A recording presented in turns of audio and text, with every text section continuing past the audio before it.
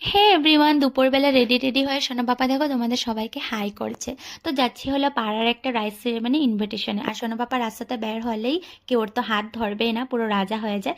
তো আমি দি ভাই, সোনার পাপা, সোনা আর রুহি যাচ্ছি। আমাদের ঘর থেকে একদম সামনেই ছিল নিমন্ত্রণ বাড়িটা। তো এসেই সোনা পাপা বেলুন দেখে না পুরো অ্যাট্রাক্ট হয়ে গেছে। তো যাই হোক, অনেক কষ্টে ওকে ভিতরে ঢুকানোর চেষ্টা করলাম।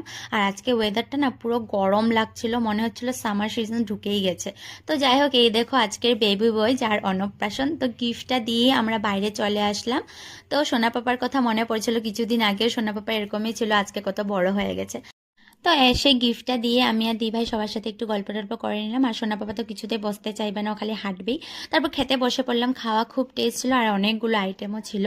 আর সোনা পাপা কিছু খাবে না, শুধু লেবু খাবে। দেখো, খাওয়া দাওয়া শেষ করে এখন চলে যাচ্ছি বাড়ি। আর আজকে দেখো ভাই বোনের পুরো ম্যাচিং ম্যাচিং। আর সোনা পাপা দেখো লেবু খেয়ে আর সাথে লেবু নিয়েও এসেছে। তো চলো আজকের মতো এখানে, বাই।